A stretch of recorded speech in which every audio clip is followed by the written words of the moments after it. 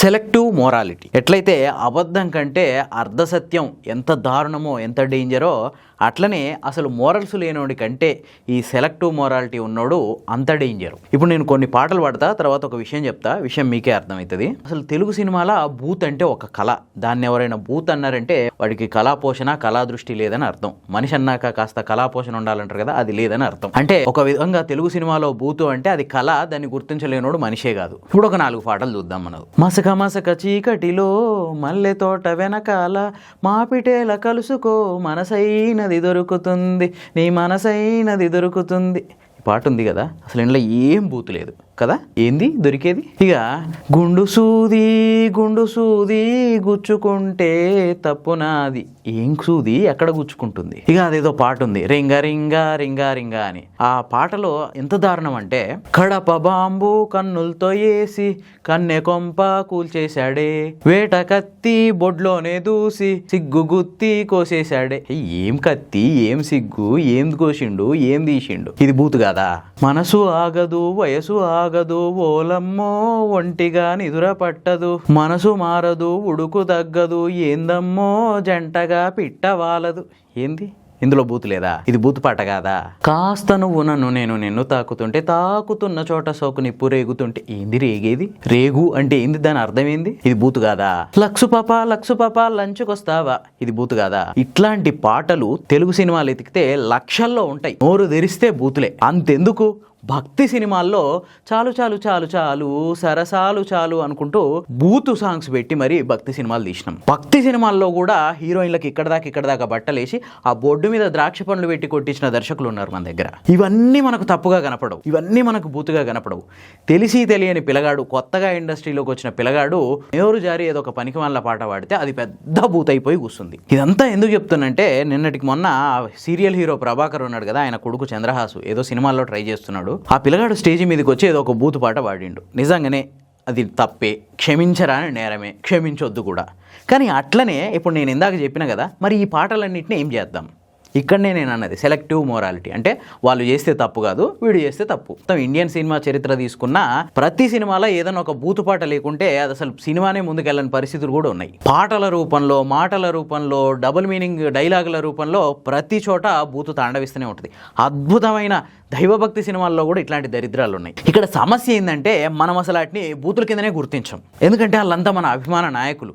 వాళ్ళు బూతులు మాట్లాడితే మనం చప్పట్లు కొడతాం, వాళ్ళు డబుల్ మీనింగ్ డైలాగులు వేస్తే మనం విజిల్ వేస్తాం, వాళ్ళు సంపండిరా నరకండిరా అని చెప్పి ఎగదోస్తుంటే మనం వాళ్ళ వెనకబడి ఫాలో అవుతుంటాం. ఈవెన్ అందులో ఉన్న బూతుల్ని కోట్ చేసే ధైర్యం కూడా మనకు ఉంది. కానీ ఈ చంద్రహాస్ లాంటి చలిచీమలు తెలిసి తెలవక ఏదో పిచ్చి మాటలు మాట్లాడితే అది పెద్ద మహాపాపమై కూర్చొని ఇండస్ట్రీకే అదేదో పెద్ద శాపం అన్నట్టు, సమాజానికి ఆయన ఏదో చీడపురుగు అన్నట్టు, తల్లిదండ్రులు పిల్లలు కలిసి ఇలాంటి పాటలు ఎట్లా చూడాలి అని చెప్పి. మరి పైన నేను చెప్పిన పాటలన్నీ తల్లిదండ్రి పిల్లలు కలిసి థియేటర్లలో చూడలేదా? రోజు ఇంట్లో సినిమాలు వస్తుంటే చూడట్లేదా? ఎందుకు ఈ ద్వంద్వ వైఖరి? ఒకటి విషయంలో ఒక తీరుగా, ఇంకోటి విషయంలో ఇంకో తీరుగా. అసలు ఎన్ని కామెంట్లో చంద్రహాస్ మీద.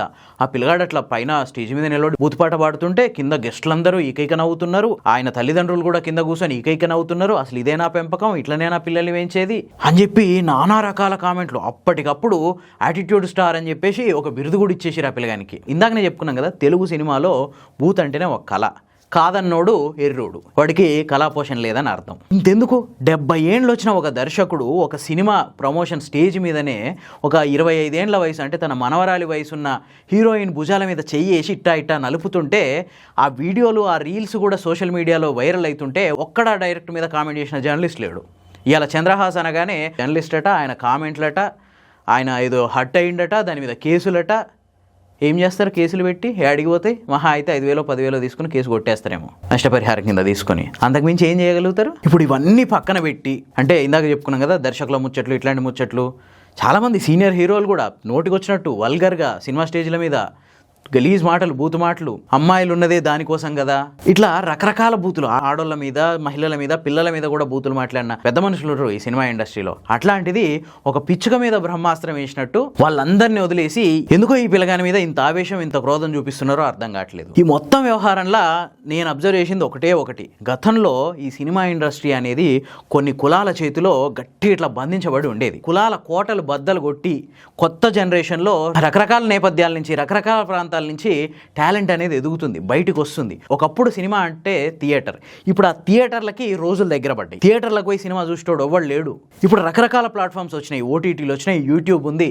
దీనివల్ల ఏమవుతుందంటే వేర్వేరు ప్రాంతాల నుంచి, వేర్వేరు నేపథ్యాల నుంచి ఈ టాలెంట్స్ అనేవి బయటకు వస్తున్నాయి. దాంతో వీళ్ళు దశాబ్దాల తరబడి కొన్ని రకాల కోటలు కట్టుకొని కొన్ని ప్రాంతాలకి, కొన్ని మతాలకి, కొన్ని కులాలకి పరిమితం చేసిన ఆ కళ అనేది వీళ్ళని దాటి అందరికీ సమానంగా వస్తుంది. ఆ టాలెంట్ బయటపడేసరికి ప్రజలు కూడా వాళ్ళని ఆదరిస్తున్నారు. ఇది తట్టుకోలేక ఇగో ఇట్లాంటి ఏషాలకు పాల్పడుతున్నారు. ఒకప్పుడు సినిమాలలో ఏం చూపించేటోళ్ళు, రాయలసీమ అంటే ఫ్యాక్షనిజం, తెలంగాణ లాంగ్వేజ్ అంటే విలన్లకు పెట్టేటోళ్ళు, ఉత్తరాంధ్ర లాంగ్వేజ్ అంటే పనులకు పెట్టేటోళ్ళు, ఇంట్లో పని చేసేటోళ్ళకి, ఊడ్చేటోళ్ళకి, తుడిచేటోళ్ళకి ఉత్తరాంధ్ర లాంగ్వేజ్ పెట్టేటోళ్ళు. ఇట్లా సాగిన చరిత్రలో ఇప్పుడు ఈ ఓటీటీలు, యూట్యూబ్ ఛానళ్ళు వీటి వల్ల ఏమైతుందంటే ఈ విభిన్న ప్రాంతాలు, విభిన్న నేపథ్యాల నుంచి వచ్చిన ఈ కళాకారులు ఎవరైతే ఉన్నారో వాళ్ళ టాలెంట్ చూపిస్తున్నారు. వాళ్ళ ప్రాంతాల్లో వాస్తవికత అంటే ఏందని చూపిస్తున్నారు.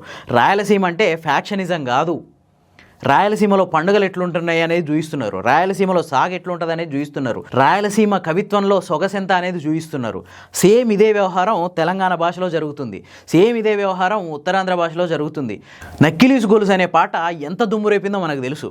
అట్లనే తెలంగాణలో ఇప్పుడు ఫోక్ సాంగ్స్ ఎంత దుమ్ము రేపుతున్నాయో మనకు తెలుసు. ఓటీటీల్ని, యూట్యూబ్ని షేక్ చేస్తున్నాయి. మిలియన్ల కొద్ది వ్యూస్, జనాలు విపరీతంగా ఆదరిస్తున్నారు. ప్రాంతాలకు అతీతంగా అన్ని ప్రాంతాల వాళ్ళు తెలంగాణ పాటల్ని, తెలంగాణ ఫోక్ సాంగ్స్ని ఇప్పుడు ఉత్తరాంధ్ర, రాయలసీమ అన్ని ప్రాంతాల వాళ్ళు ఆదరిస్తున్నారు. సేమ్ అట్లనే ఉత్తరాంధ్ర నుంచి ఒక జానపదం వస్తే అందరూ కనెక్ట్ అవుతున్నారు వాటికి. రాయలసీమ యాసలో ఒక కవిత్వమో ఒక పద్యమో వస్తే దానికి కూడా మొత్తం అందరూ కనెక్ట్ అయిపోతున్నారు. రాయలసీమ అంటే ఫ్యాక్షనిజం కాదు, రాయలసీమలో ఇంకా చాలా ఉంది, ఇది రతనాల సీమ అని చెప్పి చూపించే సిరీస్లకి విపరీతమైన ఆదరణ వస్తుంది. ఈ ప్రాంతాల కంటెంట్కి ప్రజలు బ్రహ్మరథం పడుతున్నారు. ఇప్పుడు అదే ఈ కుల మీడియాకి కంటగింపు లెక్క మారింది. ఏమీ చేయలేని పరిస్థితి. ఒకవైపు థియేటర్లు మూతపడుతుంటే వీళ్ళ సినిమాలు పట్టుమని 4 రోజులు కూడా ఆడట్లేదు. ఈ 4 రోజులు సినిమాలను ఆడించడానికి టికెట్ల రేట్లు పెంచుకోవడం, కలెక్షన్లు రాబట్టుకోవడం, విపరీతమైన ప్రమోషన్లు, దీనికి తోడు ఈ అభిమాన సంఘాలు, ఈ అభిమాన సంఘాల ద్వారా విపరీతంగా వాటికి ప్రమోషన్లు, అవసరమైతే అభిమాన సంఘాల నేతలు ఆస్తులమ్మి కూడా ఈ సినిమాలను నిలబెట్టే పరిస్థితి వచ్చింది. ఇంత దారుణంగా వీళ్ళ టాలెంట్ ని పైకి దోసుకుంటుంటే ఇదంతా ఏది అవసరం లేకుండా ఈ మారుమూల ప్రాంతాల నుంచి, విభిన్న నేపథ్యాల నుంచి వచ్చే కళాకారుల టాలెంట్ అనేది ఓటీటీల ద్వారా బయటకు వస్తుంది. చిన్న చిన్న కళాకారులు గుర్తింపు పొందుతున్నారు. ఈ అక్కసుని తీర్చుకోవడానికి ఇట్లాంటి చిల్లర ప్రచారాలకు కొద్దిమంది జర్నలిస్టులు తెగబడుతున్నారు. నిజంగా ఈ చంద్రహాస్ మీద ఏదో కంప్లైంట్ చేస్తాం, చంద్రహాస్ అట్లా పాడిండు ఇట్లా పాడిండు అని కామెంట్ చేసిన జర్నలిస్ట్ ఉన్నాడు కదా, నిజంగా ధైర్యం ఉంటే 80 ఏళ్ల తెలుగు సినిమా చరిత్రలో ఉన్న బూత్ కంటెంట్ అంతా తీసేయించు. చేతనైతే ఈ హీరోయిన్ల బొడ్ల మీద పండ్లు పెట్టి కొట్టిన దర్శకుల్ని బయటికి లాగు, భుజాల మీద చెయ్యేసి నొక్కిన దర్శకుల్ని మొహం మీదే మాట్లాడి కడుగు వాడిని. అంతెందుకు పొద్దున్న లేస్తే ప్రజలకు ఆదర్శంగా ఉండాల్సిన మంత్రులు, ముఖ్యమంత్రులే నోరు తెరిస్తే బూతులు కక్కుతున్నారు. చేతనైతే వాళ్ళని గుంజు వీధిలోకి, వాళ్ళని నిలదీయండి. అంతే తప్ప కురుక్షేత్రంలో అభిమన్యుల్లా దొరికిండు కదా అని చెప్పి చంద్రహాస్ లాంటి వాళ్ళ మీద పడిపోతే ఏమొస్తుంది? ఈ వీడియో కనుక మీకు నచ్చితే లైక్ చేయండి, షేర్ చేయండి. ఇలాంటి మరింత మంచి ఇన్ఫర్మేషన్ కోసం ది ఫోర్త్ ఎస్టేట్ ఛానల్ని సబ్స్క్రైబ్ చేసుకోండి.